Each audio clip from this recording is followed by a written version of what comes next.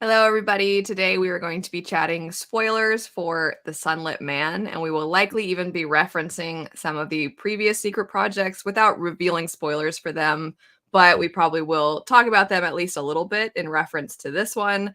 But we are going to be talking spoilers, so if you haven't yet read the book, you probably want to hop off. But jumping into the chat, we'll just start as usual with some overall thoughts. And I'm actually going to we're going to go in a weird direction. I'll let Roger start, and then we'll go with Roger, Jesse, Sarah, Patrick. We'll skip me. If Sophia hops back in the chat, we'll get hers, and then I'll answer last. But Roger, what were your overall thoughts about this one? Overall, I had a good time with it. Like while I was reading it, it was quite fun and like the usual fast-paced Sanderson and had a really cool world. I will say that it felt the most dependent on having read a bunch of other works for it to have kind of any meaning because he really didn't, for once, Sanderson really didn't explain a magic system or do anything. He kind of just threw you in and expected you to understand what was going on. And so if you didn't have kind of some grounding in investiture and like all of his like Cosmere words, I can't imagine jumping into this first, but I had a good time with it. I think it was probably like four-ish, 4 to 4.5 star experience. I had a lot of fun. It was very like Oh, superhero-y. that's pretty. The way you were talking, I thought it was going to be a little bit more middle of the road, but the cons didn't negatively Because I just affect you woke too up. much, it seems like. I just woke up. You're nicer when you just You're wake nice up. in the morning.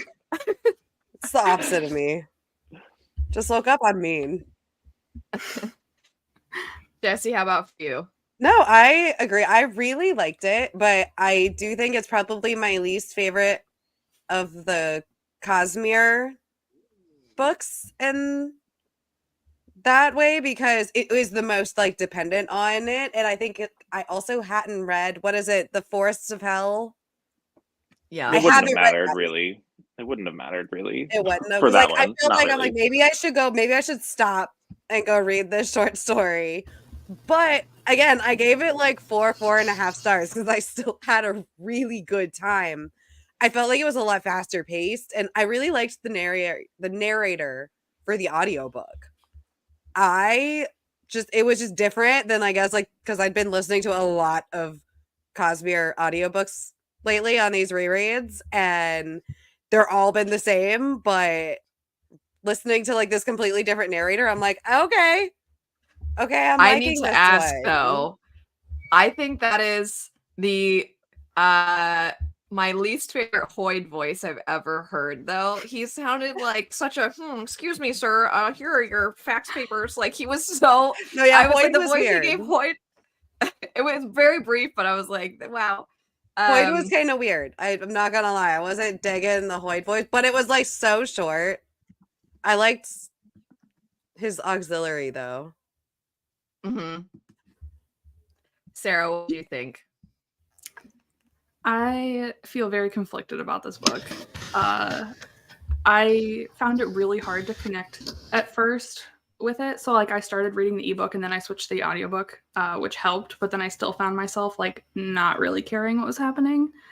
And I haven't read Dawn Shard, so I feel like that was not good. So I don't know. I don't know. I feel like his previous few books have had a certain tone that I didn't like, and this one kind of felt like a return to kind of a more serious tone, which I liked. But then, I don't know, I didn't end up loving it. So, Yeah. lots of mixed feelings. Yeah. Patrick, you can go ahead. And Sophia, we'll have you go after Patrick and give your thoughts. And just a heads up, Sophia, I don't know either, but I'll mute until you're talking so that that feedback doesn't go through. But Patrick, go ahead, and what are your overall thoughts?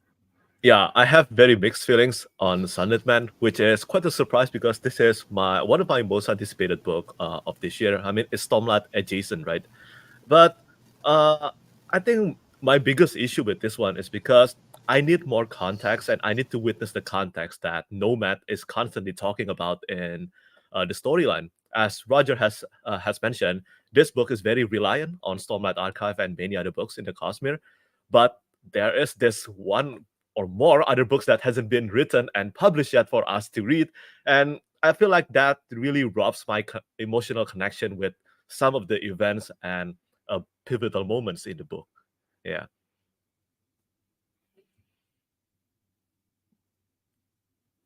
Oh, there's no voice. Your overall thoughts, Sophia. Sorry, I muted myself that time. It's okay. Yeah, I think that's the reason I liked it, is because it's so Stormlight heavy, and Stormlight is my favorite thing in the Cosmere, so it's perhaps unsurprising that that didn't bother me. But it is very Stormlight heavy, and I do think if you haven't read Stormlight, you're not just going to be confused, but you'll probably be spoiling yourself for some things as well. So it's definitely the one that requires you to do the most amount of Cosmere reading beforehand, and not just that, but the biggest books in the whole of the Cosmere as well. So there's some serious pre-reading going on for this one. But I really liked it. It is very high action, which I'm not always a huge fan of, but actually I really enjoyed it on this occasion, because it kind of felt a little bit like one scene from a Stormlight book, because they're so long that, you know, this could equally just be one part of a Stormlight book. So yeah, I liked it on the whole. I wanted everybody to go first because I didn't like it at all, not even a little bit. So I wanted to make sure we got the positives out first before I didn't want to start really negative. I agree with pretty much everything everyone has said. It just really negatively impacted my reading experience. I felt like I was thrown in the middle of, you know, it felt as though I needed not only the rest of Stormlight, but the next Mistborn era. It felt like I needed all of those. And what's weird for me is that this is clearly so far after a lot of the events we're familiar with. And I think we can say the character's name. Because this is a spoiler discussion. So Sigzil, at this point, the things that he's referencing, I'm like, okay, some of these things I'm familiar with, like eating the stew with the Bridge 4 people and things like that. But at the same time, I almost feel as though I don't know. I'm like, would that be at the forefront of your mind? Hasn't a lot of time passed? So in a weird way, I felt like the things that were the most heavily impacting him and his character growth, we couldn't actually talk about those things because it would have spoiled the rest of Stormlight. But then that means we can only really reference things that are beginning of Stormlight. And that just didn't feel like a realistic way that a person would be like, that wouldn't, in my mind, be the highlight of what he's going through, if that makes sense. So I just felt like we had pieces missing. And those pieces felt integral to his development, because it almost felt like we were trying to dissect him the same way we would Stormlight characters throughout the books. Like we get Kaladin and we have King Shallan and Words of Radiance. It felt like we were trying to tap into that on maybe a smaller scale, but then couldn't, because we couldn't reveal all the things that are making him so sad. I was like, I don't like this. I don't know. And then I think the world is cool. I thought the magic, I don't disagree with Roger at all. I think the magic is very kind of loosely explained, and he's kind of like, just roll with it. It's fine. And like the idea of there being this night, are they referred to as the Night Brigade or something? I'm forgetting what they're called. Oh yeah. But Night Brigade. Yeah. That whole concept is really cool. Like this intergalactic group of people that are secretly trying to find, like, all of that was cool. But I just couldn't care less because I felt like I had too much missing to really enjoy it. I feel kind of bad being so negative. I do want to see if anybody has any additional thoughts to add to that before we kind of move on to some other prompts, though. Well, I feel like it's more like an amuse-bouche of like a glimpse of what's coming was the intent.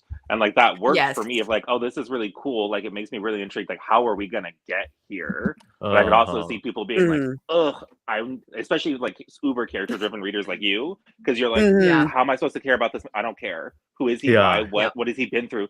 Let me wallow in his emotion. Like we didn't do any of that. It was just like, pow pow, burning heart, fire. Yeah. And I also found that when he was kind of talking to Auxiliary about why he's so sad, why he made certain decisions, and Auxiliary's like, why? And he's like, I just don't know. And I was like, okay, I suppose that's a thing. Sometimes people don't know why they do the things they do, but it felt like we do know. We can't just say. That's what it came across as to me. I'm not saying that is necessarily true, but how you just described that, Roger, is very much kind of my experience with it. Sarah, you said you had mixed feelings. Do you feel like it was similar for similar reasons? I mean, I know you elaborated a little. Yeah, I mean, the amount of action like was too much for me. I don't like that much action. So like not having enough time to like not just spend with Sigzil, but like all the like secondary characters, I feel like I didn't care about any of them. And I think part of it also was at the beginning when he couldn't communicate with them. It was like I think 15% into the book until he could actually like communicate. So I was like, so he's just sitting here like talking to himself basically for the first 15% of the book. Like Like him and auxiliary. Yeah. Chilling. Yeah. So I just wanted like I don't know, it just felt too fast paced for me a little bit. Yeah. No, I don't disagree with that either. It was a lot of action. I thought the action was cool. I thought the concepts were really cool. I just wish I had cared more about what was happening. I will say I thought the characterization of the side characters was pretty weak for Sanderson. I think a lot of times he has side characters you grow to care about a lot, and then he's got the ones that are kind of like the Lopins that are sort of comedic effect type characters. But for me, this time around, these characters sort of sat somewhere in the middle. I didn't really care that much about them, but I also didn't think they were caricatures necessarily. The reason I was so excited about this particular chat, though, was because I am very good at avoiding any specifics about anybody else's feelings. And I'm like, I really am in the dark. I don't know what anyone else thinks. So I'm really excited. I'm happy that most people have liked it, it seems. But I do want to know. Like we're half and half. It's like three. Everybody seems like sort of they have some criticisms or totally understand. And that's rare, I find, actually. A lot of times when people really love something. Wasn't Petrik's review like the worst Cosmere novel of them all? Or like Yeah, and it's still like... But it is true. I mean, when I'm comparing to all the Cosmere novels that I've read, this is my least favorite. Yeah. I mean, I don't disagree with that. Even giving it 4 stars, like, I don't disagree that it's probably my least favorite Cosmere novel. Exactly. But, like, it's a really high bar. I think... I like the stuff that Al has mentioned, plus the actions has really made me really disconnected with Sigzil, which is quite a surprise because I really liked him in Stormlight Archive. I thought I would enter this one immediately liking him, but I feel like all the emotional big moments, as I said, is related to the stuff that he cannot talk about. And that's also really weird when he's talking to auxiliary. You know what happened? No, I don't know what happened. Yeah. But I want to know what happened. I do wonder. So I did a video. I haven't posted it yet. I don't know when it'll go up. So it might go up before this one does. But I said the exact same thing. It's my least favorite Cosmere novel. I think the both of you are like, it's my least favorite, but there's a really high bar. And I'm like, this one brought the average down. I really didn't care for it. But one thing I'll add is that I am curious if I will like this one a lot more years and years and years down the road when we have those other books. Yeah. So I think that's going to be a really... too. I think that'll be an interesting experience. We all come back in like, I don't know, how 15 years when we're looking at Stormlight like 10 or something, and then we reread that leading up to it, and that would be kind of cool. Sophia, I feel bad because you're very sweetly muting yourself so that you don't have the feedback, but did you have anything you wanted to add before we moved on to another prompt? No, all good. Okay. We're silencing you. So not just Cosmere books, because we've touched on that a little bit, but how does it compare to other standalones? You can think of this question as how does it compare to just other fantasy standalones, adult fantasy standalones, or you can think of it as Sanderson's other standalones. Because I think obviously we've gotten standalones with all of the secret projects, but because this one is so Cosmere heavy, I just thought there were certain things I could nitpick that come down to it being a standalone. So I'm curious if any of you have any thoughts about it being by itself. I have a really hard time seeing it by itself as a standalone, just because of the required knowledge to even slightly enjoy it. Like, I've read pretty much everything, and I'm like, well, I haven't read that Forests of Hell short story yet that I forgot completely about, and I'm like looking through my R's like, oh, that's actually a thing, and I'm like, maybe I should read this, maybe I'll understand this more, and I'm like, no, I'll just wait. So it's like the fact that there's a significant amount of pre-reading that you need to do, and I mean, it's almost like you want to compare it to the other Stormlight novellas, so like Dawnshard edge dancer than this, and I like it significantly better than Edge Dancer because Lip drives me up a wall. The pancakes, go choke on one. Like, Oh yeah, that is crazy. It's like my child, okay? choking on Lift. pancakes. I love Lift, okay? It's a hill I'll die on. What about you, Patrick? What are your thoughts on it as a standalone? Nah, it doesn't work in my opinion. Doesn't work. Doesn't work at all. I feel like you definitely need to read so much more in Cosmere before reading this one. Of course, authors sometimes like to say that you can just jump into this 10th book of the series without reading the previous books. That's a lie. And Yeah. this one is the same. Sarah, what do you think? I 100% agree. I wouldn't consider this a standalone at all. Like, Yeah. because even having read pretty much everything other than Dawn Shard, there are still points where I was like, what does this mean? Like, am I supposed to know what this means?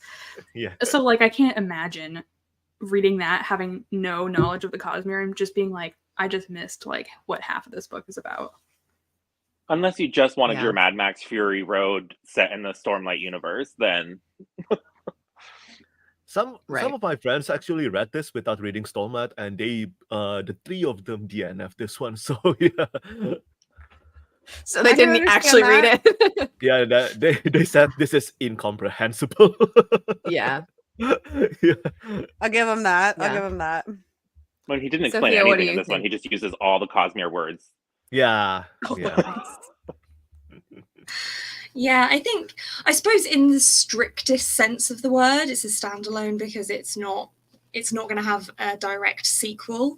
But I think it's the kind of standalone that is only for people who are already deep in the Cosmere and they just want to. I think it probably fits better with even though it's much longer than his other Cosmere short stories. It probably fits in better with like the Ars Arcanum collection of stories. It had that feel to me, just slightly longer. Not that Sanderson's short stories are short to begin with.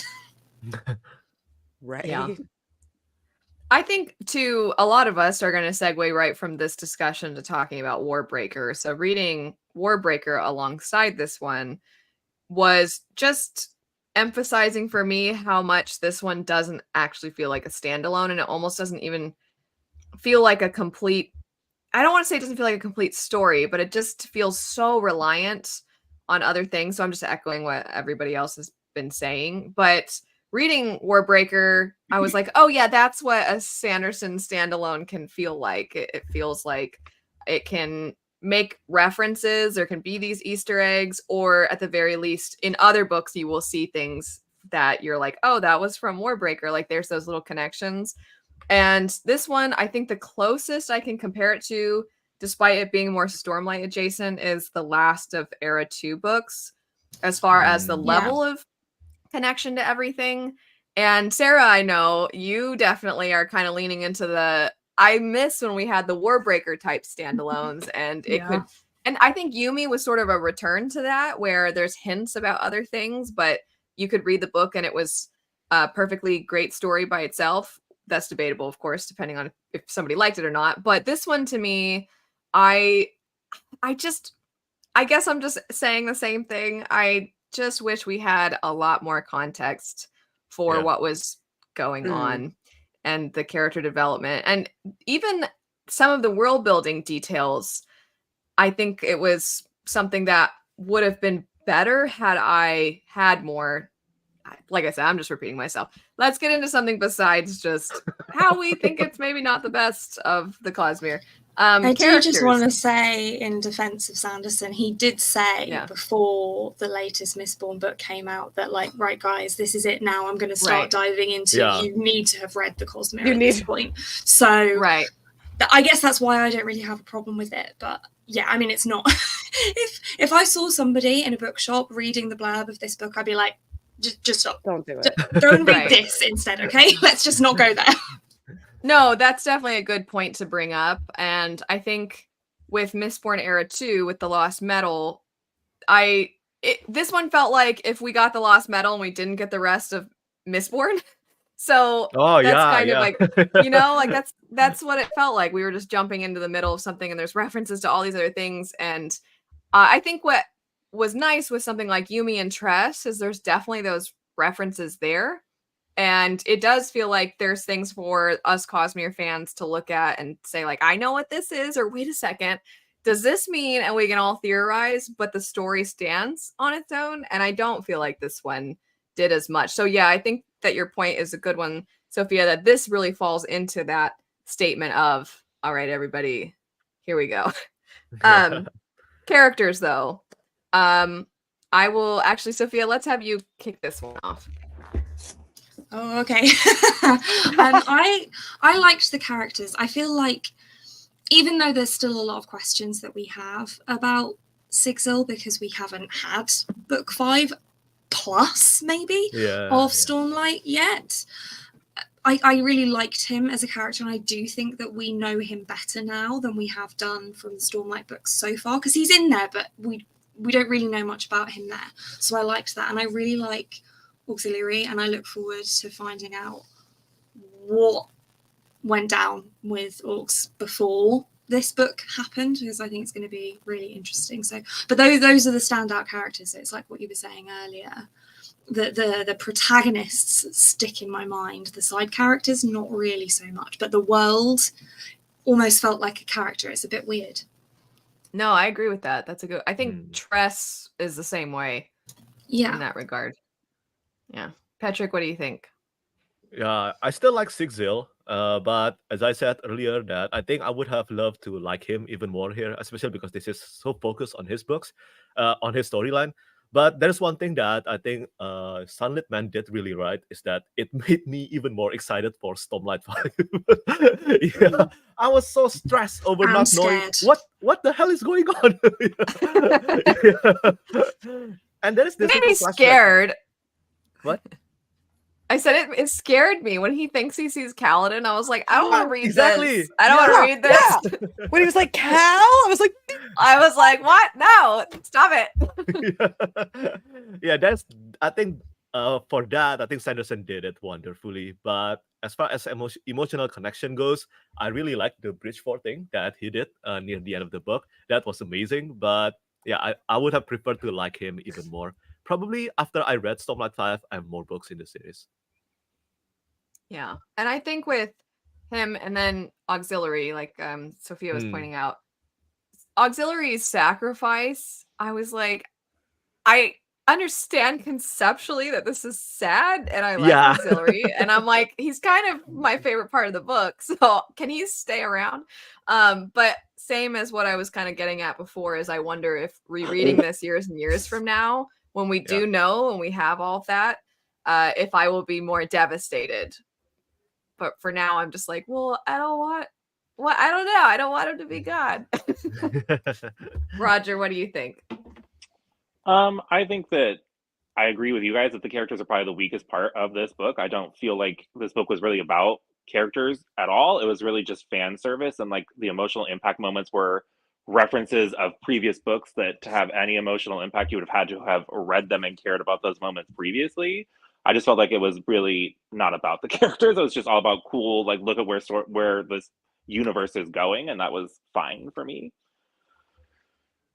Although I will say I did get really sad when Auxiliary did his sacrifice. I don't know if I was say anything. You cry at everything. I was gonna say, that doesn't say anything. It's like, oh, Christmas Hallmark commercial. I'm bawling. So take that with a grain of salt.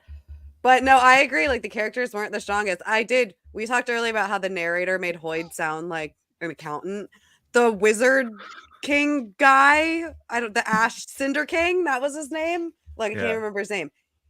He sounded like a nerdy accountant.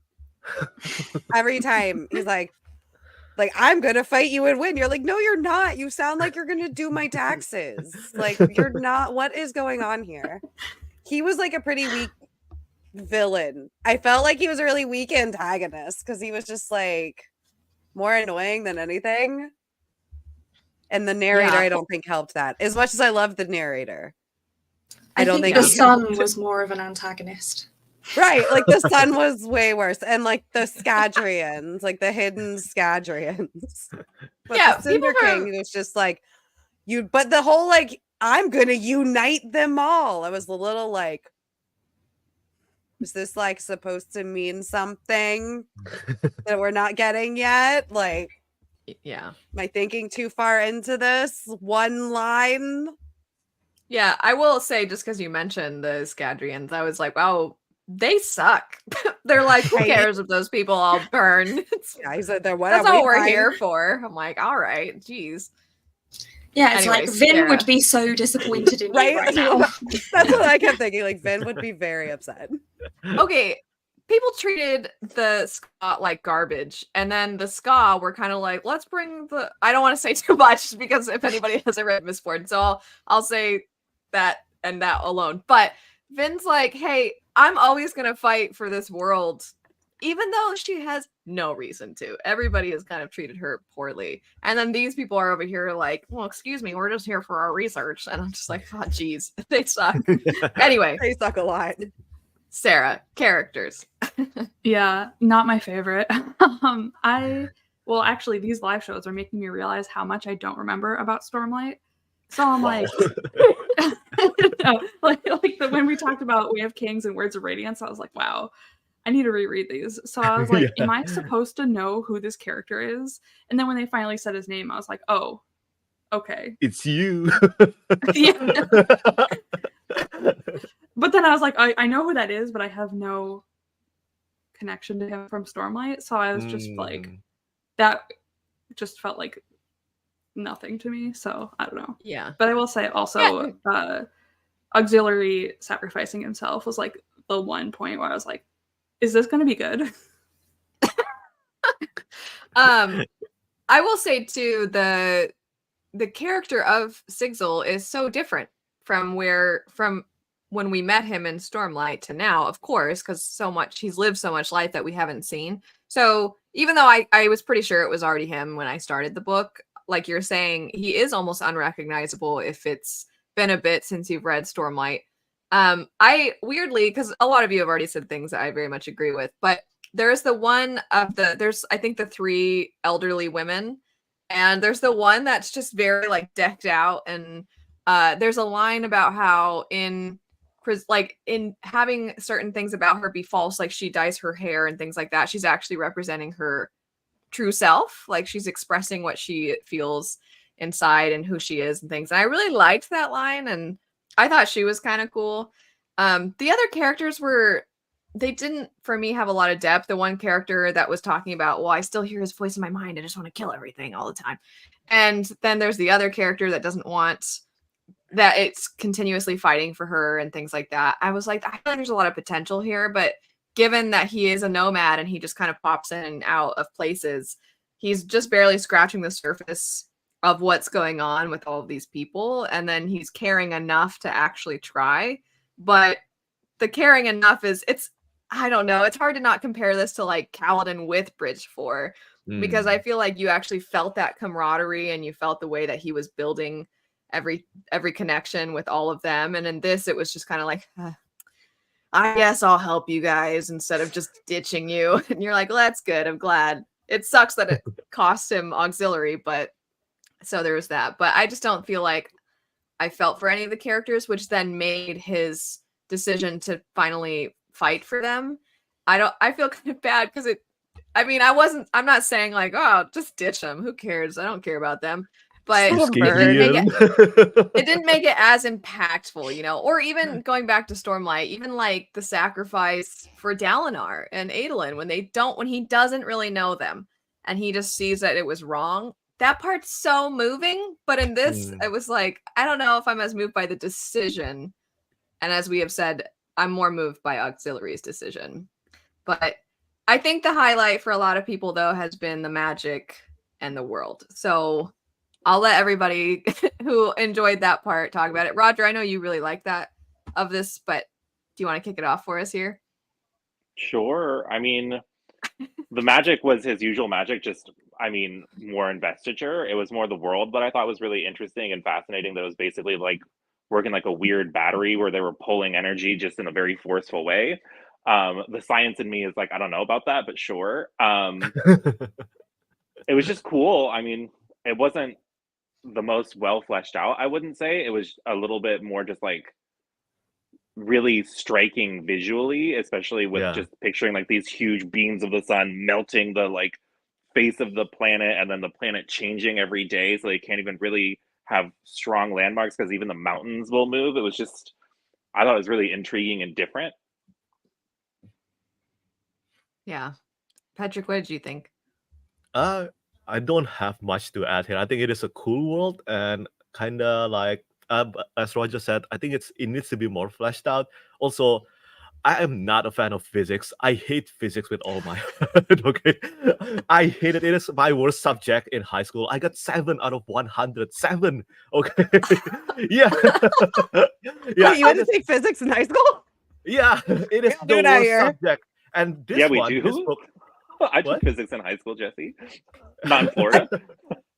Not in North Carolina either. I'm gonna tell you that right now. I had to study physics, so yeah, it sucks. I hate it so much, and this one actually has many of them. And I'm just like, oh no, I'm back in high school again. Like that. I feel you Yeah. on that because I was very confused with like a lot of it. I'm like, this is really cool, but I also feel really dumb right now. So I'm like, what are you like the battery and the because it's closer? I'm like, I don't know. Everybody gonna burn because Well, you I could would definitely be tell that confused. he didn't necessarily have a full grip on how the science of it works either, because he even mentioned in like the forward that he had to ask his physicist friend to like check Yeah. it for accuracy. So I think he may have been shooting too high into like the quantum physics realm for not only the reader but for himself, because it was like, I don't think that's totally accurate. I definitely cannot I tell. wouldn't know. I I'm am with you going to there, tell Patrick. I wouldn't know either way. I'm going to tell a very, very tiny little story about my high school physics experience. So we at my high school, for whatever reason, offered regular physics, honors physics, and then AP physics. And I was like, I'll take AP physics. And my teacher, knowing that the AP physics kids were mostly like the geniuses at the school, which I'm just saying was not me. Knowing that though, she was like, she wouldn't teach. She would have stuff written on the chalkboard. And she would just point to it. Well, I'm not even kidding. She would point to it when we walked into class and she'd be like, you guys get this, right?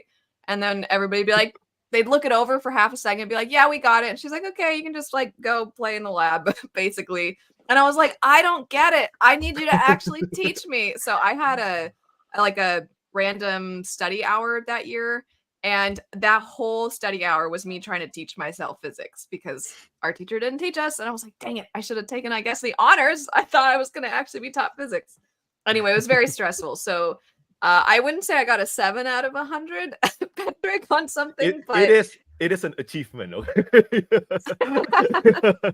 I was very frustrated though because I'm like, I actually want to learn. Anyway, so that was my experience with physics. So all that to say, it went over my head too, the physics type of things in this book. Totally. Sophia, what did you think? I have got very good at ignoring the science in Sanderson books because I never understand any of it. So I kind of just like, yeah, science thing. Okay, cool, moving on.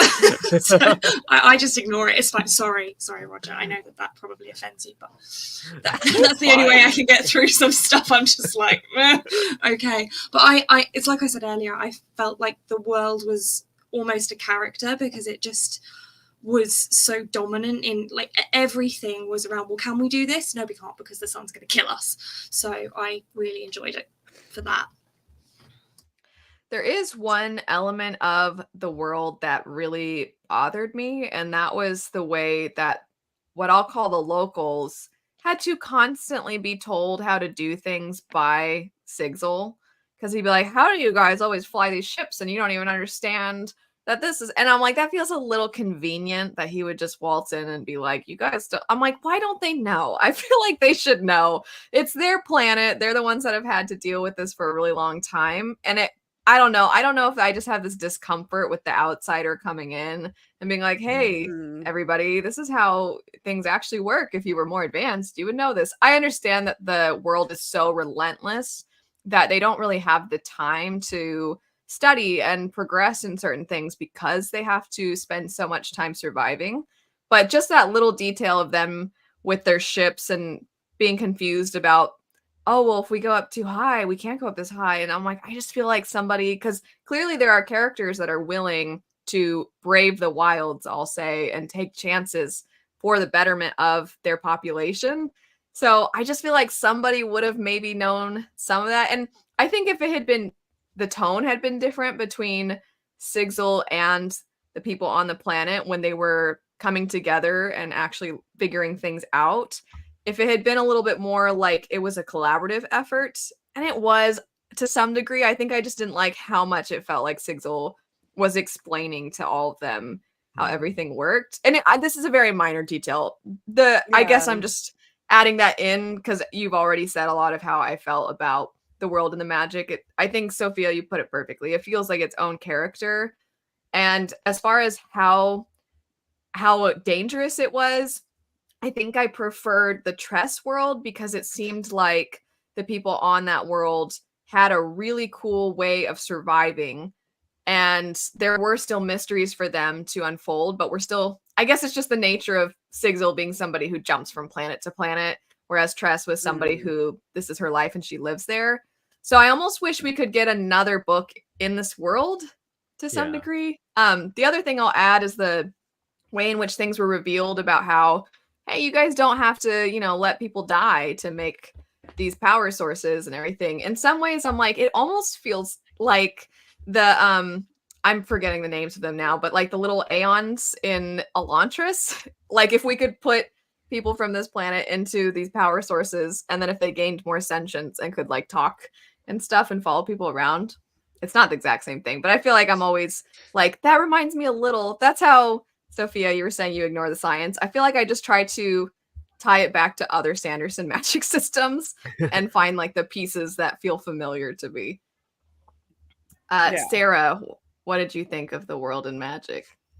I definitely agree that it wasn't fleshed out as much as it could have been. And like thinking about all the different worlds and magic systems in the Cosmere, this might be my least favorite. Like if I had to read another book in any magic system, it wouldn't be this one. Like, I don't know. You would be because it's all the same magic. This is just the least tied to the world, because now we're seeing the magic far in the future where we're not necessarily as like, this is the magic tied to Scadrial. Now we're seeing the magic as investiture as a whole that can cross the galaxy. Yeah, but at least this planet, I would. I have a little. Oh, go ahead. Sorry, Sarah. Go ahead. Yeah, that might just be because it wasn't as fleshed out as I was hoping, but I don't know. I still thought it was fairly cool, though. Yeah, I think Roger might have said this earlier. Visually and conceptually, it was really cool, and it would be very cinematic, I think. Whereas a lot of other magic systems or worlds, maybe not so much worlds, but some of the magic is so internal. Like the Mistborn magic, they swallow metals and then like they can push people to feel a certain way, or like you don't really see it. You'd have to really show the blue lines with the Mistborn stuff. This one is just like, look at how awful and hot everything is. I think this one would be really good in like a adaptation form. I could be because of that, because it's very visual. It would be a really cool look. It would just look really cool. I was going to say, I could be making this up, but I'm sure that there's a Futurama episode that has like a similar kind of planet that they visit. I have that in my head somewhere. It wouldn't surprise me. It's almost like in Interstellar when they go to that planet that has the really extreme waves, right? It's been years since I've seen that. But if it's the opposite, if it's just like, oh no, the sunlight. But I have a clarification question really quick. Do we yet know, am I just misremembering or not remembering, how people are able to bring their magic to other planets? Do we know that definitively? Because isn't that something some of our characters are trying to figure out where we are in other Cosmere books? And we've seen other people do it, like in The Lost Metal, you definitely see characters using their magic. I think Sigil knows, but we don't. Okay. I was just checking. I think, Jesse, that's exactly, I think that there is a part of me, and I think, Sarah, you referenced this too, of like, am I supposed to know for sure? Because they know. So am I in the dark here, or am I dumb? Before we move on to other prompts, Jesse, you haven't had a chance to talk about the magic in the world. The weird shades, like the their weird conglomeration of ghosts that they keep in a box that makes stuff for them. like is my ghost box. We're gonna put in some directions and they're gonna like spit out something 3D made printer. for me. We don't know how they do it. I Their don't ghost know 3D why. printer. That just kind of was like, what? And that was when I was like, obviously I haven't read that one short story. The And short I story kind does of not get have a that, ghost box 3D printer. Yeah. like It doesn't. they It'll turned have the from like ghosts a these little, like but like bloodthirsty, like, because I'm pretty sure in that short story, like they just when they die, they turn into these shades and they kill and eat people or something along those lines. That's what I got from it. But now when they die, they it was become very energy is neither created nor destroyed, only changing in form. It was very like science. Science. Law Very major. bloodthirsty form. But I was like, yeah, basically there was a big ghost 3D printer. The shades are gonna didn't- start like a union and Yeah. be like, we deserve days off, and I don't want to have to. Yeah. I was very afraid when they crashed the ship, though, that they were gonna like get out. But no, Yeah. they just that whole part felt, I don't want to say underdeveloped, but almost like we maybe will see them later. That's kind of how they didn't feel as integral to this story, even though they were more normalized in this world. I almost think that they're gonna play more of a role elsewhere. We'll see. But I do like the idea of there being something kind of spooky going on. They're violent and evil, but you can stop them by handing them a manual. Okay, They're kind of the best. literally. You know, I feel like a lot of couples or siblings or roommates, when they have to put furniture together, it's a disaster. So just all of us have one of these people around, these things. That's really funny. That's amazing. I like that comparison. I already know that a lot of us have mentioned that this is one of our least favorites of the Cosmere and things like that. Obviously, it is the last of our secret projects. So overall, even though this is a chat about Sunlit Man, I wanted to give us a sec to sort of talk about our secret project reading experience as a whole. And Sophia, you're kind of like our encyclopedia with the Cosmere. So I want you to get the chance to go first on this one too. As in like ranking or what, just your thoughts overall of how you thought this whole thing worked and your experience with it. And you, I think, got the boxes, the ones that had more to them, and everything. So just in general, what did you think of the secret projects, this whole Kickstarter experience? Yeah, I've really enjoyed it. I think the boxes themselves, I was really worried after I got the first one because I wasn't super impressed with it, and I was like, oh no, I've spent so much money on it, because I live in the UK, right? So I basically paid the same again just for the shipping. So I was like, oh no, I've made a horrible mistake, this is going to be terrible. But they have got progressively better and better as the year has gone on, so I've been really happy with that. And I think the quality of the books as well, I think, did everyone apart from Jessie get the physical books? Yeah, and I mean, she bought them in the after. I bought them in the after. Well, I bought in the after. Sounds like when you died. I did. I bought three. I bought them from a spooky 3D printer. Yes. Yeah, that's what I thought. Printer. I bought 3 out of 4 of them. Not the second one. Not frugal. I didn't buy the pretty edition of that one. No. Sarah and I are no blame there. So got a regular copy of that guy. So you really liked the boxes and you feel they were worth it. What did you think just in general of this whole project? Not the individual, but the whole idea of, let me take this time I have to explore these other stories. Yeah, I'm really glad that he was able to do that, because I think it meant that he's been able to give us stories that we either might never have got from him or wouldn't have got from him for a very long time. And I know that there's a lot that we don't know and that we might like to know from Stormlight to have enjoyed Sunlit Man more. But I actually, as we've said earlier, it makes me more excited and more terrified for Stormlight 5, because it's like, oh, there is some stuff that is going to go down, and I feel like he's so good at giving us the answers, but we just don't realize that he's given us the answers. And I feel like this is the kind of book that we're going to read in like 2 years and be like, we literally knew what was going to happen in Stormlight 5, but we didn't know what was going to happen in Stormlight 5. We're so annoyed. So yeah.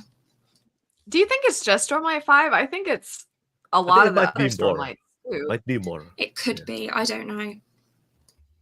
There's quite a big jump. I think there's supposed to be like 15 years or something between 5 and 6. So it could be that some of this stuff happens in that gap, and we then maybe find out about it in 6. I don't know. Patrick, what do you think? Oh, the other secret projects, this as a whole. As far as secret project goes, I really like what I get, even though some definitely did not click with me as much as I wanted to. But I think Sanderson's his intention for this one, other than he just loves writing. Other than that, I think it's to show the potential of the future of Cosmere that we will eventually reach, right? And as Sophia said, if he didn't do this, I do not think we will be getting any of these stories anytime soon. But as far as Kickstarter project goes, I think I have a bit mixed feelings about it, because this was supposed to be a really cool project, right? This is the #1 Kickstarter campaign of all time, and it is by a fantasy author that probably a non-reader probably didn't know. They probably didn't know about Sanderson at all. But I feel like all this title spoiler thing, I think it just ruined some of the experience. There's just too much fighting happening because of this, and I think that's something that probably Sanderson also didn't expect would blow up this much. And I have noticed that in the last 2 Kickstarter, he just didn't care anymore. He just revealed the box and the merchandise. Screw this. Take a look at this. But as the author, he's like, I'm excited. Yeah, I'm excited. You should be. I blocked that. I already forgot that happened. Right. Yeah, I think that's one. It's a bit annoying. The reception is just kind of annoying. I mean, I get it. Sanderson did mention that in the Kickstarter in the Kickstarter campaign. He did mention none of you will know the title, none of you will know the cover art, but expecting the internet full of millions of people to actually follow through on that is crazy. And you have bookstore as well, so yeah, I don't know. Yeah, that's a good point. That there were some aspects of the overall experience, or even people's expectations of what the experience that was going to be, that maybe were not met, or were perfectly met, but it was differing from other people's, and thus created tension in fandom tension, which is but I do like important. the books though. I think there is something about waiting for each book in 3 months that sounds so exciting to me. And also, we didn't get a lot of Cosmere books since Rhythm of War, right? But in a year now, we have 4 Cosmere books. So that's amazing to me. Roger, what do you think? Overall, I think it was a fun experience. I still remember in the very beginning when people were acting like this was going to change the entire publishing industry, and just thinking that they were like so overblowing. Like, no, they're not. Shut up. And I think just like some of the entitlement of the bookternet always kind of makes me roll my eyes, where like, really, we're getting in fights about a title? Come on, like, stop it. Or people. What's the people are dying Kim thing?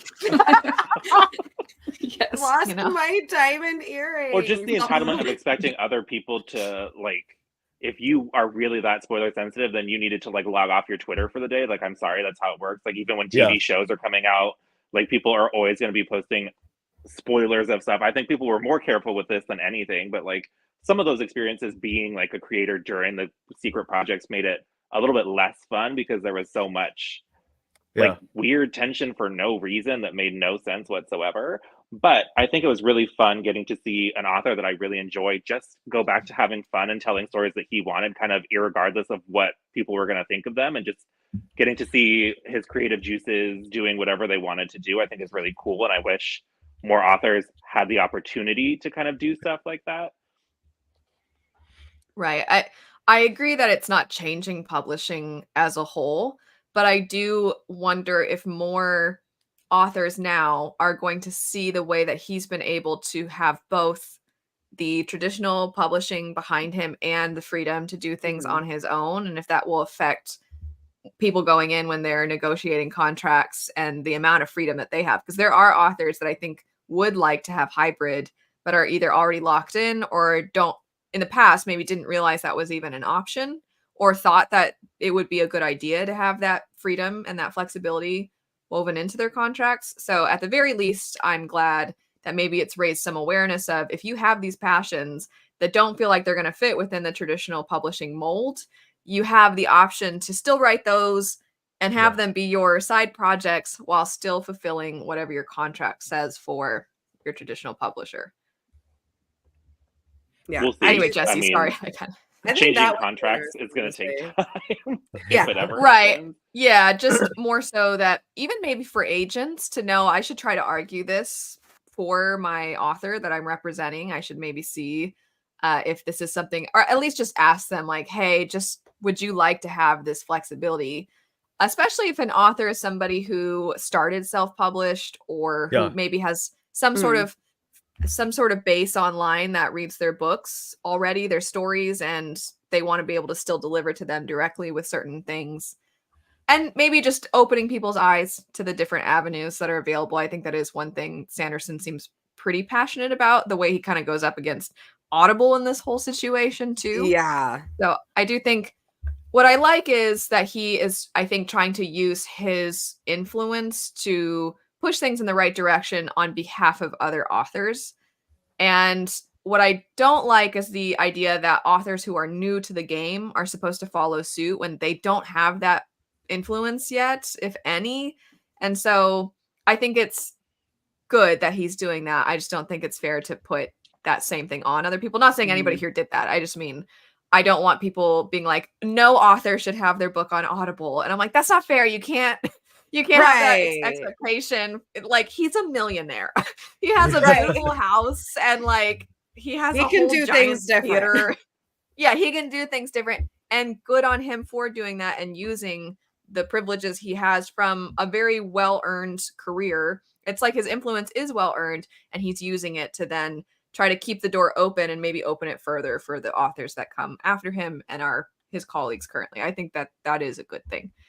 Jesse, sorry, But it makes me wonder if it like impacted Oh, yeah. accessibility, because like you had to use other audiobook services in order to get these books. So in the long run, will that make his audiobooks for these secret projects less accessible to people? I don't know. I think if he starts to have there be some, if it's not so much of a monopoly where Audible is the only service people are going to, and if it's at least opening people's eyes, then there could be more of competition, and maybe Amazon would actually give fair treatment, or at least fairer No, I mean, treatment. I agree in the long term. I mean, just more like short term impacts of like people, if they wanted to read these stories, does it limit accessibility? Probably. He probably took a huge hit, but like, I like Yeah, the it stand. could. Yeah, he's the one that can make that stand. You know, Right. It's not like his career is gonna tank because he didn't sign. So yeah, it's good that it was him that did that, because his fans are gonna log into, you know, whichever other audiobook service that he had this available through. I mean, I didn't know that Spotify could have audiobooks in the past, so I didn't that either. exposed me to that. So that was kind of cool. Anyway, sorry, Jesse. I I feel didn't like either. Roger and I keep talking. No, I mean, I don't really have as much to add because you've kind of said it all. Like, and I agree with it. Like, yes, everyone was like, this is going to change the entire world of publishing. And maybe it will in 20, 30 years. Like, maybe it will have, this will be the ripple effect, but not in the way that everyone's like, now every author is going to be publishing on Kickstarter as opposed to traditional, like, it's not how it's going to happen. Slow down, Rebecca. Like, that's not how it did happen. Like, publishing is still quite the same today as it was when this it's was still announced. quite the same. Although I will admit, like, I have probably backed 3 Kickstarters since then, which I hadn't before. So, like, as like I actively was like, oh, look, those look cool. Granted, one was sort of Kaigen, so like, yeah. I think in a way is that this is changing right now for self-published because technically this is self-publishing, right? The secret projects are Right. self-published technically, even though he's so massively popular already. Yeah, He has like his own publishing house. yeah. he's They're well basically a self-published. publishing house, but I definitely noticed a huge flux of self-publishing Kickstarter now. Not Yeah. I mean, not there was a lot before too, so I don't know that there's really been that many Maybe more more than there was awareness. previously. Yeah, but many more awareness still. I didn't know Mhm. about anything like this back then, but now it's like every week there's this big announcement that we are doing Kickstarter. I almost felt like being kicked, but Right? Yeah, I do have Sam, thoughts on all of this. I want Sarah to get a chance to answer really quick. Yeah. Sarah, what do you think? I think like overall as an experience, this was fun, and like seeing what he could do just like without any sort of pressure from anyone else, like just in terms of the stories and also the book design. But I mean, out of the 4 that came out, I would only call one of them like a favorite. So Which one? I don't know. Yumi. Yeah. Good. We both love Yumi. No, it's Frugal Wizard. That's Roger's Yeah, favorite, it's you like- know?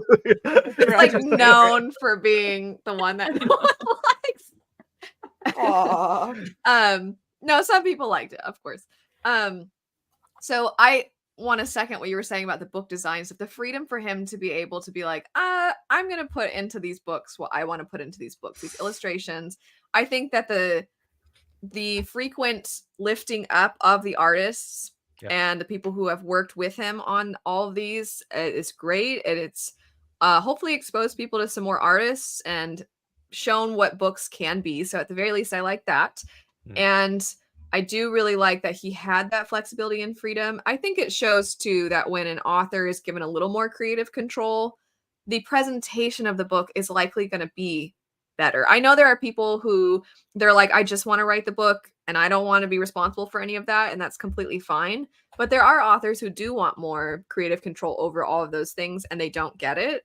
And I think that's unfortunate, because if they did have a little bit more say, I remember Rosaria Munda mentioning, I think for her first 2 books, she didn't even get to determine the title. I think she only got to determine the title for Fury Song. And I'm like, I can't imagine not even being able to title my own book. That would really bug me. So I do like that it shows when an author is in control what you can get out of it. Of course, he has, because of this success of the Kickstarter, he had the money to put all the bells and whistles. One downside to this, though, is, and kind of on the topic of these various other projects, these Kickstarters that we're seeing and things like that, is I do worry, because self-publishing already it's really hard to get your name out there. It's really hard for self-publishing to be taken seriously. And there are a lot of people who are putting so much effort into the books being the best quality and the stories being the best quality that they can be. And I do think things like Kickstarters allow the presentation of the book to be much higher than what you'd get previously. It does not necessarily mean the quality is much better, which I'm fine if I pick up a self-published book and there's a couple typos, or maybe the formatting's a little funny. I don't care at all, because I'm like, they don't have a whole team of people. It's just them and hopefully an editor or something. But I understand that this is not backed by a huge publishing house. There's not a whole group working on it. It's primarily one person. So I can be forgiving of that.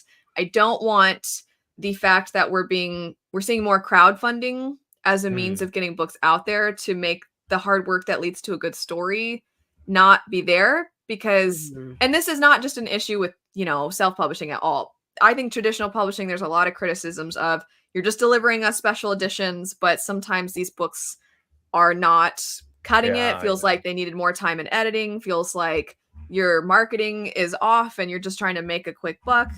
And I think in the long run that just hurts publishing as a whole, whether it's traditional or self-publishing. So I do get a little concerned with with Sanderson. It's like he has a fan base for a reason. He's earned a lot of people's trust. He's shown that he's given us so many books that so many of us love, that if he wants to write these little side things and we want to see what he has to say in these other stories, I think that it's kind of more understood that, we trust your books, we trust your storytelling, and we want you to have the freedom to do those other things.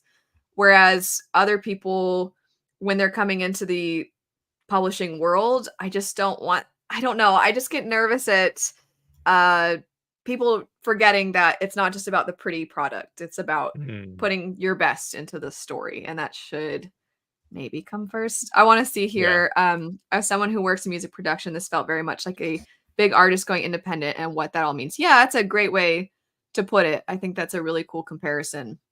I want to allow anybody else to comment on what I just said. I don't know if I vocalized it well, but did anybody have anything to add to that?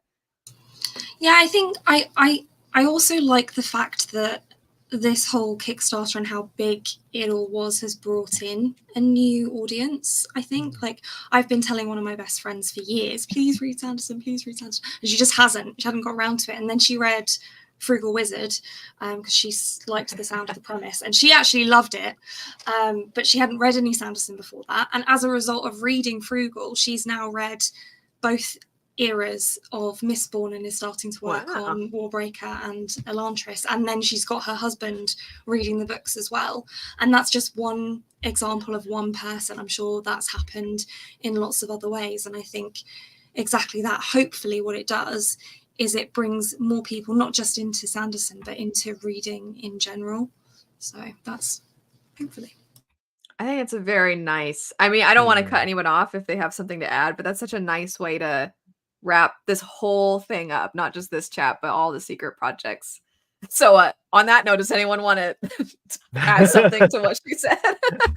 Let's fight again. I think, yeah. But the titles, though, that's really, I agree. And I've seen I actually had a comment recently that was saying they only just read Sanderson for the first time, and I'm like, oh, it's so exciting, and that I'm it will be fun to continue to see new generations, you could say, of Sanderson fans.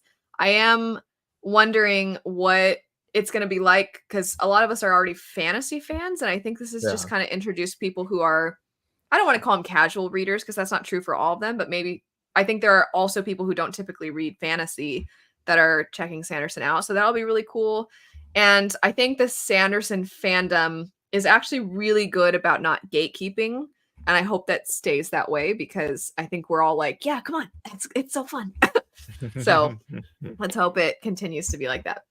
But anyway, did anybody have any final thoughts on anything? Or you think, I know a lot of us are going to go right on to talking about Warbreaker, so we're all good. Okay. Well, thanks everybody for joining. If this was your first live show chat talking about the Cosmere books or secret projects, I hope you had fun with it. But for those of you that have stuck around for the secret project chats and a lot of these Cosmere book chats, it's been super fun. So thanks. We have a few more to go. We have Warbreaker and then the last of the Stormlight books. So that'll be a good time. Thanks, of course, to everybody who joined. It was a fun discussion, and we'll see everybody later. Bye. Bye-bye.